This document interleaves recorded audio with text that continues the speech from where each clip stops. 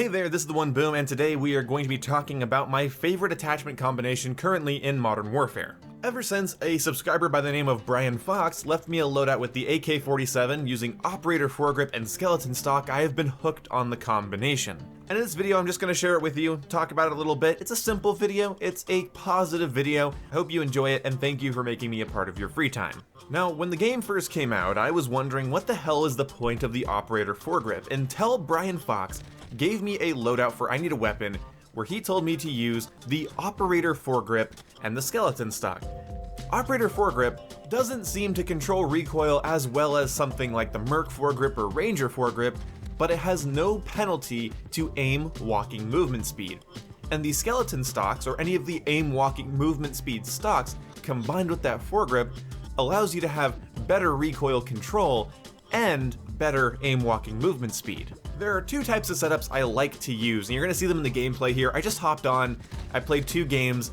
Hopefully you guys don't mind that. I will probably reuse the gameplay in these as well, because I need to talk about something that was happening in these gameplays, and you'll hear about that later, probably in my next video or my video after that.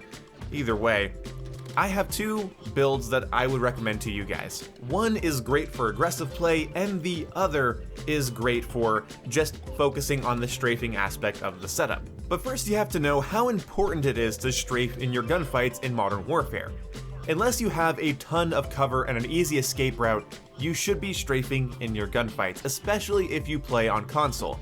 On console, in order to activate our aim lock-on, as some people like to call it, our aim assist, you actually need to be moving your feet. Your sight will not ever snap onto a target or track them after they leave your sight, but you'll get that little bit of rotation towards your target if you're moving your feet. I personally don't think that should be in the game, but it is. If you're not insecure about your masculinity, when you aim down sight and you start shooting, you should be moving your feet to get a little bit more pull towards your target.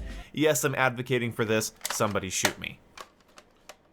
Aim walking movement speed isn't incredibly fast in this game, but that's kind of a good thing. I feel like for the pace of this game, being able to round corners quickly with your sights up and AD spam would be a problem. So I'm sort of glad it's as slow as it is, but I like that we can make it as fast as, well, this can be.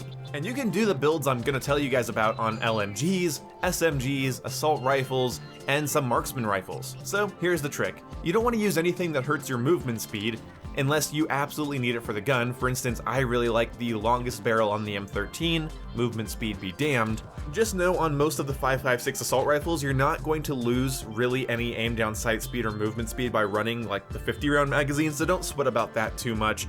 It's a negligible amount of movement speed lost, for the most part, as far as I know. So just make sure you have a good amount of movement speed. Don't hurt your movement speed too much. Now, some people might tell you to use granulated grip tape because that helps with aim walking steadiness, but for some reason that little piece of grip tape controls the way your feet move. So yeah, you actually get less aim walking speed if you use granulated tape, so I feel like it's not necessary because you can use the tack laser, and that will help you keep your aim walking steadiness, help your aim down sight time, and help your overall aiming stability, which are things that are important in a loadout that is based in mobility but still wants to be accurate. So my first build is any stock that has aim walking movement speed, an operator foregrip. Don't do anything that adds too much weight to the gun, add a nice optic of your choice if you're into that, and the tack laser. This is a strafing build. It really will help you aim down sight quickly and strafe your target. Make sure you're moving left and right in a gunfight, never move forward or back because that's really just not helpful for you. Just know people can see you when you aim down sight with a tack laser, so don't round corners already aiming down sight. If you're trying to sneak up on somebody, they will see you coming. Speaking of sneaking, aiming down sight and walking in this game is practically silent. Your aim walking sound is very, very quiet. People will have a lot harder time sound whoring you if you are aiming and walking. And if you want to go a little bit faster, keep dead silence on, then have this aim walking movement speed build, and then use double time and crouch. Then you move faster while crouching, and you move faster in general, and you move faster while aiming down sight. It's a win-win-win-win-win. The next build is far more aggressive. You want to use a 5 milliwatt laser and stippled grip tape, then a skeleton or aim walking movement speed stock, and an operator foregrip. This will allow you to bring your gun up very quickly after sprinting, And it will allow you to do something incredible that not enough Call of Duty players do.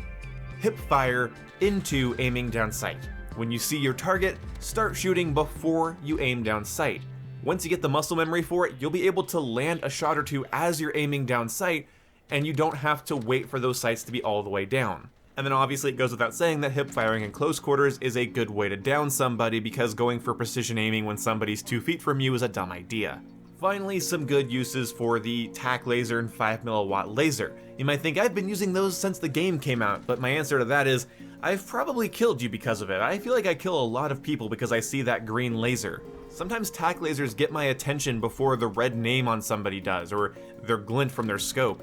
I just see that green laser and I know, oh, I'll just shoot at that green laser and hope I get some hit markers. But it really is the best way to complement a strafing build or an aggressive build. The ability to come out of sprint quickly with stippled grip and 5mm laser, have good hip fire, and then when you aim down sight, you're able to still keep your mobility in your gunfight.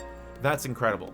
And with the tac laser, it's great that you can keep your aim walking steadiness and aiming stability while walking around with your sights up. I wouldn't approach corners with your sights up if you have a tac laser, but it's nice that you can also snap onto target a little bit faster with that tac laser. And some of the skeleton stocks in this game help with aim down sight speed and aim walking movement speed. So, win-win. These setups aren't good for every engagement and every map and every type of enemy team, but they are something to consider.